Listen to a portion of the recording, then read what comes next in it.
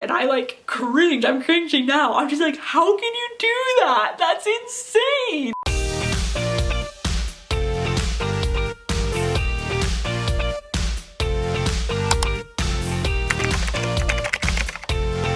Hey guys, it's Olivia. Welcome back to my channel. If you're new here, thanks so much for stopping by. My name is Olivia. I'm 25 years old and I was recently diagnosed with autism as an adult. And here at my channel, I try to make videos educating and bringing awareness to females on the spectrum. For this week's Autistically Me video, I thought I would do it on another 10 female autistic traits that I deal with on a regular basis. My very first video here on YouTube was about my top 10 female autistic traits that I deal with on a daily basis, and it was really popular, so I thought I would kind of do a part 2 to that and talk about 10 more traits that I deal with on a regular basis. Keep in mind that autism is a spectrum, hence the name autism spectrum disorder, and not everybody's going to have these traits that I have, and males can have these traits too, even though they're more common in women, and you don't have to have every single one of these traits to be autistic. Full warning, I was like halfway into filming this video and I accidentally kicked my camera and like the whole angle got changed.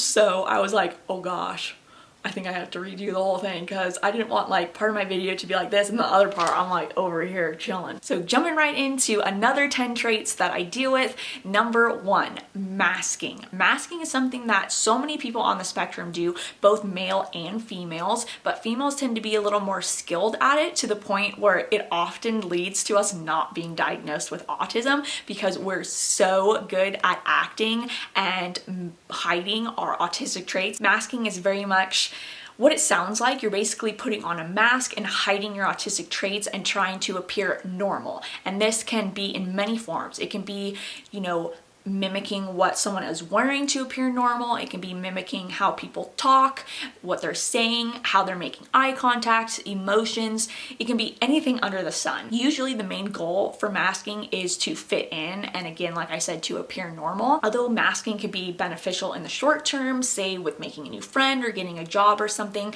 it is very, very exhausting for people on the spectrum to constantly have to pretend they're somebody they're not and constantly have to try to remember how to act normal and what to say and what to do to appear socially acceptable. So it really can take a very, very big toll on our mental health and can cause burnout very easily, which leads me into my number 2, which is autistic burnout. Burnout is something that has affected me my entire life. I just didn't realize it had like a name. I kind of just thought I was super lazy. So it was actually really good to know that this is the actual thing and it's not just me and I'm not just a big lazy bum. What burnout is intense physical and mental exhaustion to the point of not being able to function or even do simple everyday tasks. Like I mentioned, this can often be caused from masking.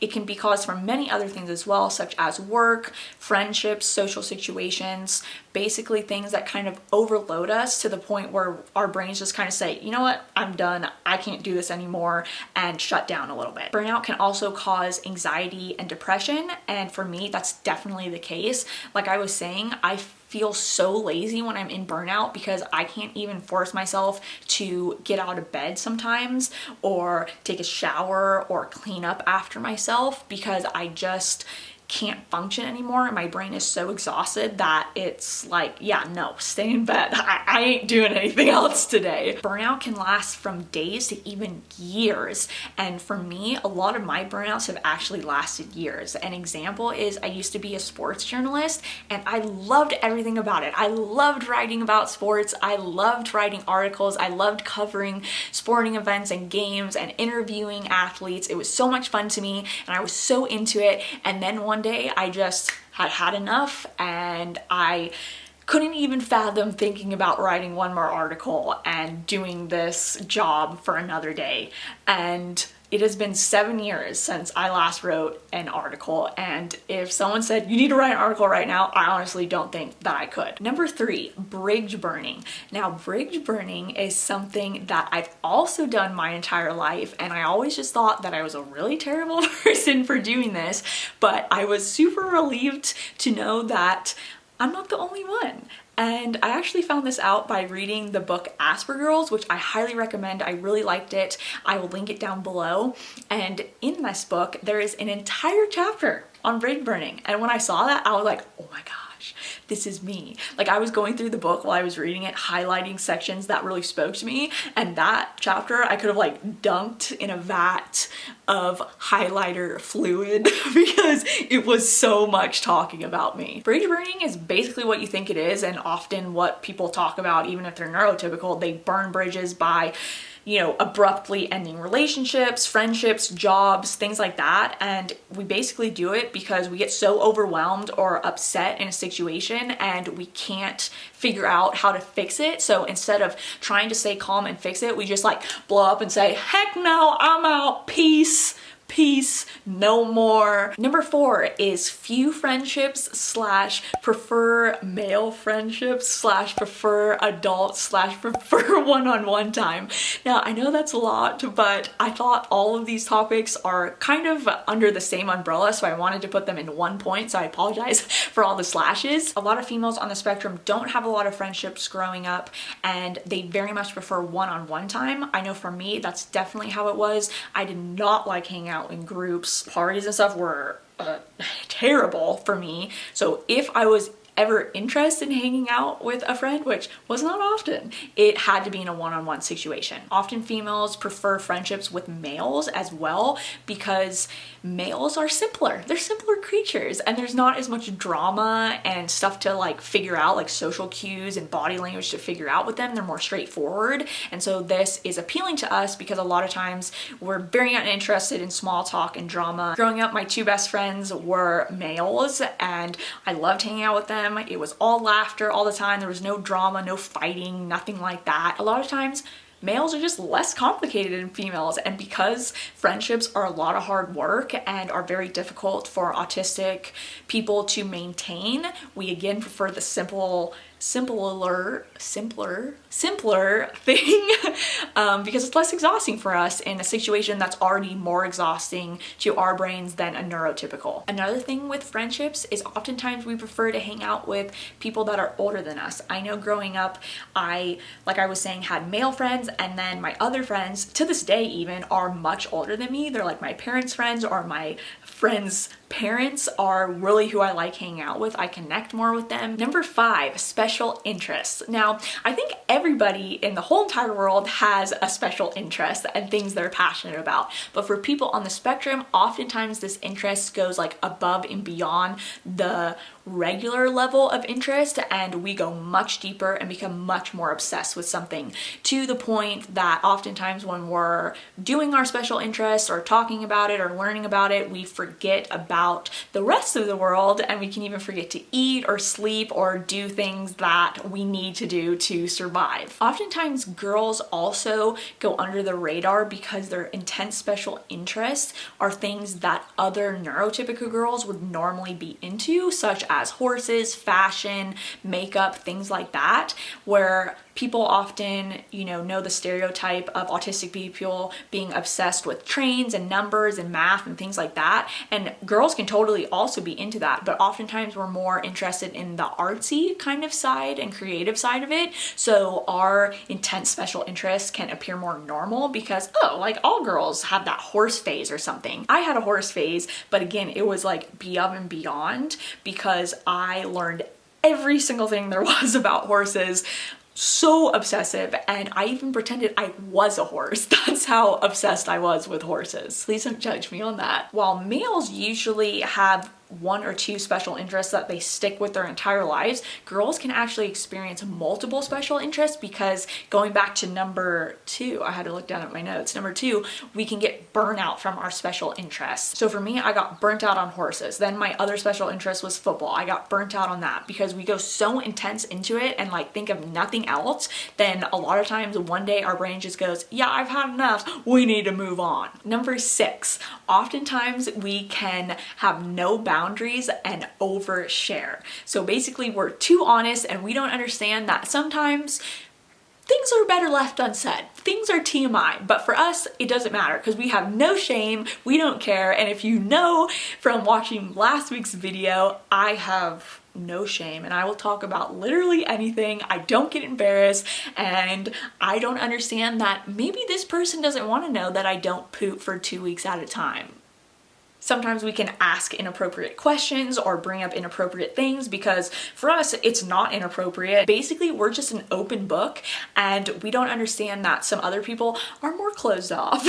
Number 7, oftentimes we can struggle with personal hygiene. For me, this is absolutely the case. I absolutely hate taking showers. I cannot put into words how much I hate taking showers. In fact, I often tell people that if I had just one wish in the whole entire world, I wouldn't wish for money, I wouldn't wish for living long, I would wish to never have to take a shower again, but always be clean. That is how much I can't stand taking showers. Oftentimes females can be bad at personal hygiene because they just don't understand that they need to be doing this on a regular basis because they don't follow social cues, say when they're growing up and their friends start taking showers every day. That's not something that would just pop into their head, and that was definitely the case for me. I took showers every couple of days, and when I found out my friends were taking showers every day, I was like, we oftentimes can not get the good feedback of being clean, so there's no motivation for us to do it.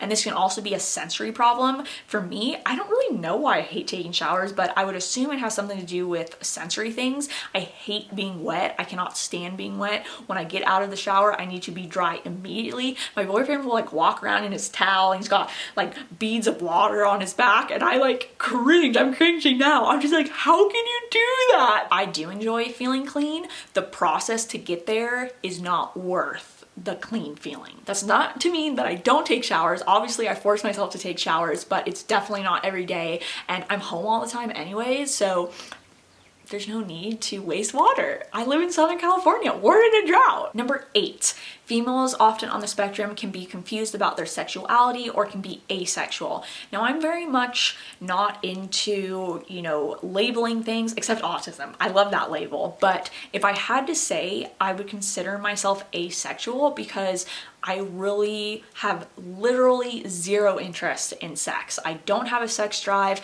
I don't care about it. I don't think about it. If I never have sex for the rest of my life, I would die happy. I could not tell you how much I don't care about sex. Now, being asexual and having no sexual feelings has nothing to do with, wanting to be in a relationship or having romantic feelings. Those are completely different. Obviously, I am in a relationship and I do have romantic feelings, but I just don't have sexual feelings. Number 9, many females on the spectrum can have a superior IQ and be very intelligent.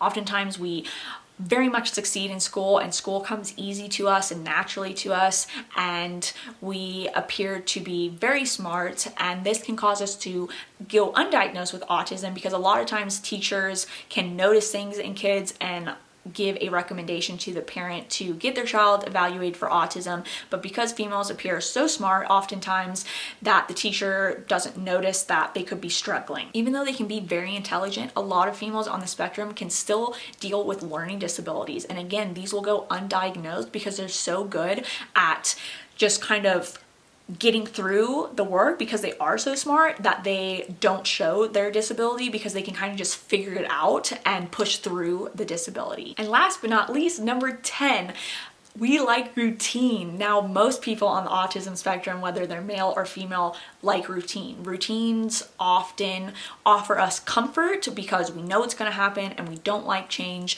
So having a routine can just allow us to be more calm and plan out our day, and we don't have any surprises. And oftentimes, if there is a change in our routine, it can cause us to have a meltdown. And I kind of go into detail about that in my meltdown video, which I'll link above. I talk about how a change in my routine can cause me oftentimes to have meltdowns. That is it. That is another 10 female autistic traits that I deal with on a regular basis. Again, males and females can have these traits, and if you don't have all these traits, that does not mean you're autistic. We're all different. We all have different traits. I hope you enjoyed another episode of Autistically Me. Thank you so much for your support and comments and views. They truly mean the world to me, and I'm so excited to be getting to know you and hopefully spreading the word about females on the spectrum. spectrum. So again, thank you so much. Have a wonderful week, and I will see you next week.